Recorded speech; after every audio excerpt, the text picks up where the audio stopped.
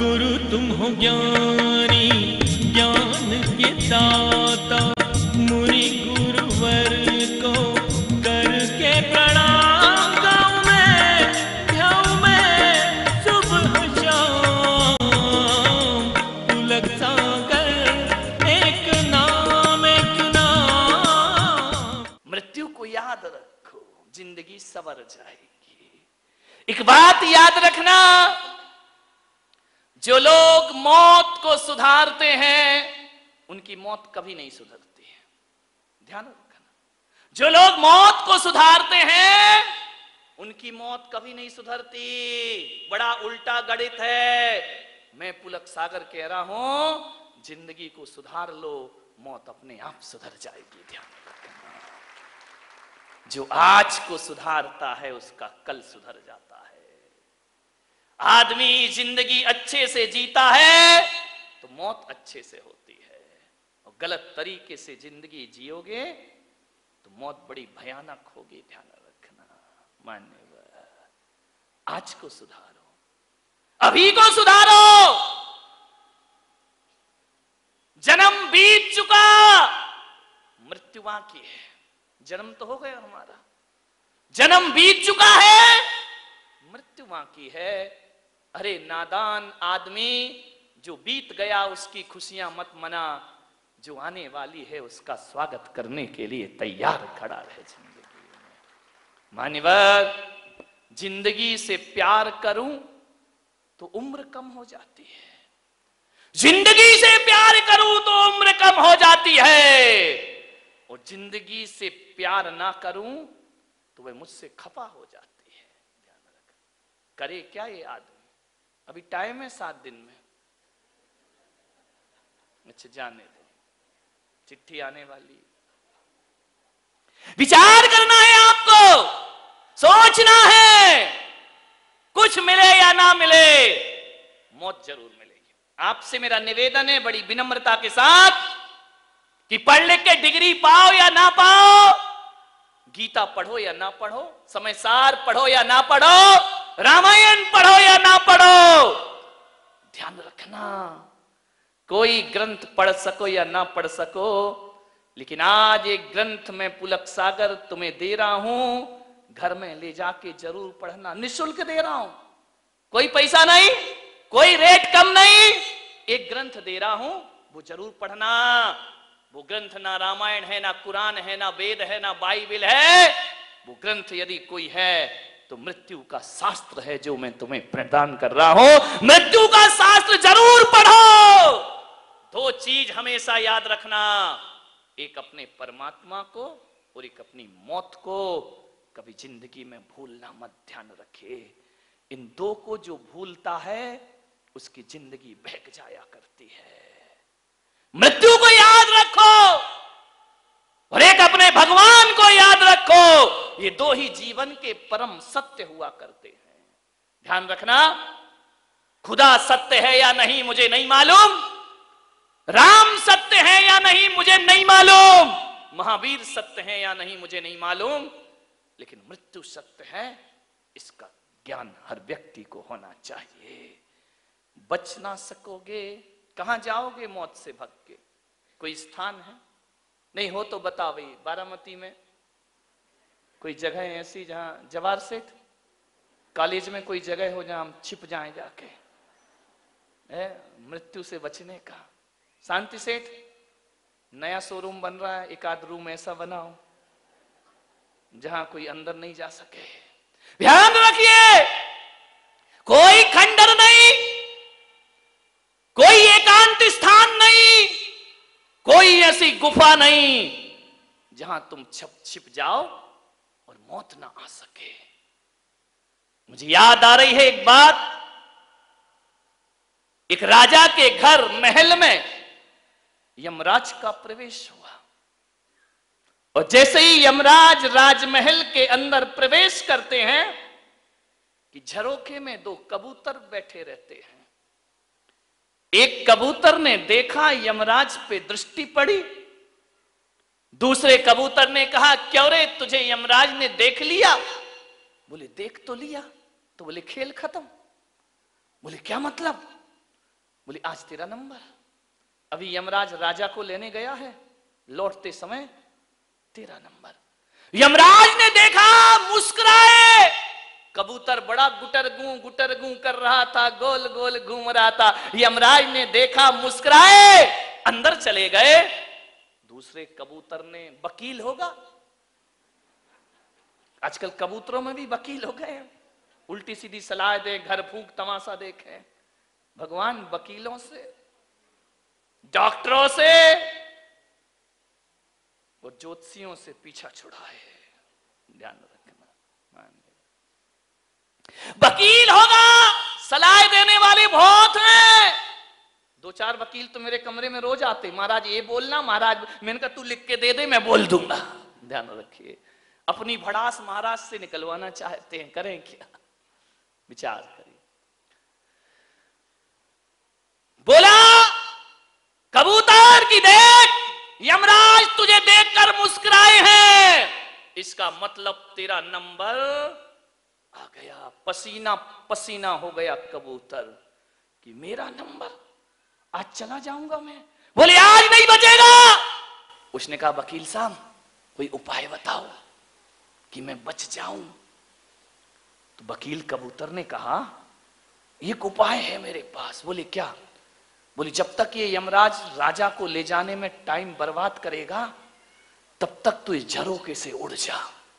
इतना उड़ना, इतना उड़ना, इतना उड़ना, इतना उड़ना कि यमराज को तुझे ढूंढने में महीना भर तो लग जाए। देख भाई, महीने से ज्यादा मोहलत नहीं दिला सकता मैं, तू मरेगा जरूर। बोले 1 महीना बहुत है यार, 1 महीना तो जीऊंगा। बोले जा, उड़ जा, पंख फैलाए। नादान कबूतर उड़ गया। इतना उड़ा, इतना उड़ा, इतना उड़ा, इतना उड़ा एक दिन में कि शायद साल भर में भी इतनी उड़ान।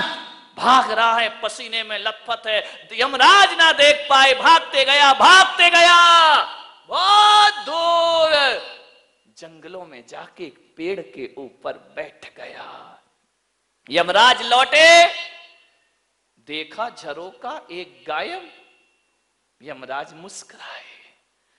कबूतर ने पूछा, जो वकील बैठा था उसने पूछा कि यमराज जब आप महल के अंदर गए तो झरोखा देख के मुस्कुराए, लौटे तो मुस्कुराए, इस मुस्कुराहट का राज क्या है?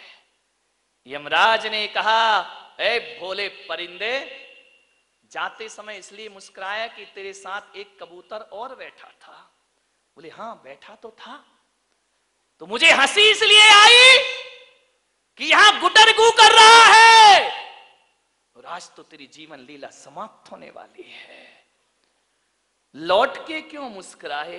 बोले लौट के तो बहुत ज्यादा मुस्कुराहट हुई, इसलिए मुस्कुराया कि उस कबूतर ने मेरे रास्ते आसान कर दिए। बोले क्यों? बोले पहले तो हंसी यही आई कि नादान तुझे मरना तो जंगल में है, यहां काहे को बैठा है। और जब लौट के आया तो मुझे पता लग गया कि पहुंच गया जहां उसे मरना था, अब मेरे रास्ते और आसान हो गए। उसकी मौत तो उसी जंगल से है जहां नादान पूरा जोर लगा करके उड़ा है बचने के लिए। बारामती के कबूतरों, तुम भी तो बचने के उपाय करते हो ना। जब सांस रुकती है, अपोलो अस्पताल, बंबई, पूना, भागो। ये तुम नहीं भाग रहे, बुला रही है मौत, वहीं खड़ी है, तुम खुद जाओगे चल करके। ध्यान रखना, क्योंकि मौत ने तुम्हारा एड्रेस फिक्स कर रखा है, कौन से अस्पताल के, कौन से वार्ड में, कौन से बेड पर, कितने बजे, वहां वो इंतजार कर रही है। तुम खुद अपनी व्यवस्था करोगे और वहां अपने आप पहुंच जाओगे। मृत्यु से कोई भी बचाने वाला कहां जाओगे भाग करके, मौत तो आएगी। ध्यान रखना, ये आप ये मत सोचो कि आप कहते हो हम बीमार हैं तो अस्पताल ले चलो, ये तुम नहीं कहते, मौत कहलवाती है कि उस अस्पताल में ले चलो, वहां ले चलो। क्योंकि जिसका जहां जाना फिक्स है वो जीव अपनी मृत्यु के लिए वहां खुद चल करके पहुंच। अब कैसे बचोगे मौत से? बताओ कोई उपाय। है कोई कि मौत से बच जाए? अजित सेठ, कोई है उपाय? तुम्हारी दुकान में कुछ हो तो 50 ग्राम। नहीं, नहीं बचेंगे, पक्का जाएंगे, कोई उपाय नहीं। तू लाख करे, तू लाख हिफाजत कर ले। तो क्यों सीधा क्यों नहीं बैठता रे? तेरा भी नंबर आएगा। अब ये नहीं मालूम कौन से चौमासे में आएगा। मान्यवान, तू लाख हिफाजत कर ले, तू लाख करे रखवाली, उड़ जाएगा एक दिन पंछी, रहेगा पिंजड़ा खाली। ध्यान रखना, जाना तो पड़ेगा। जाने से पहले कुछ लोग ऐसे होते हैं जो मर के अमर हो जाया करते हैं। बिना मरे तो कोई अमर भी नहीं होता मेरे भाई। अमर होने के लिए भी मरना बहुत जरूरी है। आपसे मेरा आग्रह है बड़ी विनम्रता पूर्वक कि मौत से बचने का एक ही रास्ता है, और वह रास्ता यदि कोई है तो दूसरों के दिलों में जिंदा रहना सीख लो, मरकर भी अमर हो जाओगे मेरे भाई। दूसरों के दिलों में जिंदा रहना सीख लो। महावीर आए चले गए, राम आए चले गए, कृष्ण आए चले गए, लेकिन ये लोग वो लोग थे जो दूसरों के दिलों में आज भी जिंदा है मेरे भाई। ध्यान रखिए, कुछ काम में से करो अपनी जिंदगी में कि दूसरों के दिलों में मर के भी जिंदा रह सको। ध्यान रखिए, मृत्यु तो जरूर आएगी। क्या सोचता है आदमी कि मौत से बच जाएगा? नहीं मेरे भाई, फूल खिलेगा बिखरेगा, सूर्य उगेगा डूबेगा। ध्यान रखना, आज जवानी पर इतराने वाले कल पछताएगा। जाओगे या नहीं? चोटी पकड़ के ले जाएगा। ध्यान रखना, वो नहीं देखता तो बारात में ही उठा के ले जाएगा। वो कुछ नहीं देखता कि तुम्हारे यहां शादी हो रही, विवाह हो रहा, उसे कोई मतलब नहीं। बुलावा आ गया, चल हमारे साथ। माटी कहे कुम्हार से, तू क्या रूंधे मोए, और एक दिन ऐसा आएगा कि मैं रूंधूंगी। तो तू क्या मुझे मिट्टी को मचा रहा है, घड़ा बना रहा है, एक दिन मैं तुझे पैरों तले रौंद के रख दूंगी। ध्यान रखिए, मरना तो जरूर पड़ेगा। कैसे जिंदा रहोगे? एक बगीचे से मैं निकल रहा था विहार करते हुए, एक फूल इठला रहा था, एक गुलाब का फूल अपनी डाल पर इठला रहा था। मैंने पूछा, ए फूल, ज्यादा मत इठला, मुरझा जाना है। उस फूल से मैंने कहा, तेरे जीवन का सार क्या है? सुबह खिलता है, शाम बिखर जाता है, तेरे जीवन का सार क्या है? उस फूल ने कहा कि मुनिश्री, मेरे जीवन का सार इत्र है। मैंने कहा इत्र? बोले मैं बिखर जाऊंगा पर खुशबू छोड़ जाऊंगा इस दुनिया में, बिखरने के बाद भी अमर हो जाऊंगा मैं। उसने हाथ जोड़कर मुझसे कहा कि महाराज जरा आप बता सकते हैं? मैंने कहा पूछ, क्या पूछता है? बोले मेरे जीवन का सार तो इत्र है, इंसान के जीवन का सार क्या है? वह भी तो खिलता है और बिखर जाता है। इंसान के जीवन का सार क्या है?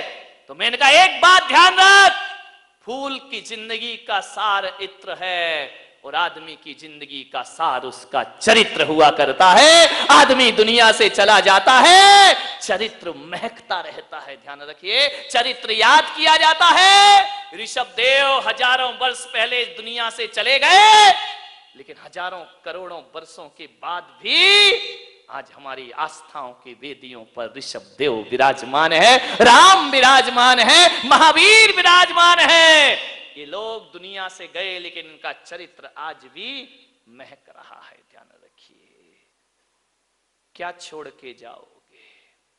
लोग कहते हैं कि आदमी जब दुनिया में आता है तो कुछ नहीं लाता और जाता है तो कुछ नहीं ले जाता। गलत कहते हैं लोग। आदमी जब धरती पर आता है, कौन कहता है कि कुछ नहीं लाता है? हाँ, रुपया पैसा नहीं लाता, तिजोरी नहीं लाता, बीवी नहीं लाता, बच्चे नहीं लाता, लेकिन एक बात ध्यान रखना, आदमी जब इस धरती पर आता है एक शरीर साथ में लेकर आता है, लेकिन वाहरे नादान जब जाता है तो शरीर भी छोड़ करके आए थे। जब एक शरीर तो लेके आए थे ना, जाते समय इसे भी यहीं छोड़कर चले जाओगे। क्या जाएगा साथ में? नेकी बदी ही साथ जाती है मेरे भाई, पुण्य और पाप ही साथ जाते हैं। आदमी तेरे सत्कर्म तेरे साथ जाते हैं, तेरे दुष्कर्म तेरे साथ। दुष्कर्मों की दुर्गंध फैलती है, दुष्चरित्र की दुर्गंध फैला करती है, वो सच्चरित्र की सुगंध फैला करती है। ध्यान रखिए, क्या देकर हमें जानना है, कैसे जीते हो 4 दिन की जिंदगी को, विचार करना है आपको, सोचना है, चिंतन करना है। उन रिश्तेदारों से कह दो कि मेरे मरने के बाद तुम मेरे घर में आओगे। सब आते हैं, 13वीं उठाओ ना। रिश्तेदारों से कहना कि मेरे मरने के बाद तुम मेरे घर में आओगे पर मैं नहीं मिलूंगा। ध्यान रखिए, मेरे मरने के बाद मुझसे मिलने आओगे पर मैं नहीं मिलूंगा। मेरे भाई, मेरे रिश्तेदारों, जब मैं नहीं मिलूंगा तो आके करोगे क्या? मिलना ही है तो आओ, जीते जी हम मिल जाते हैं, मरने का इंतजार क्यों करते हैं? रिश्तेदारों से कहना मेरे मरने के बाद गुनाह माफ करोगे। प्रसारण पुण्यार्जक परिवार जिन शरणम तीर्थ धाम के परम संरक्षक संघपति श्री प्रदीप मामा, प्रतिभा मामी, भोपाल। गुरु तुम हो ज्ञानी, ज्ञान के साथ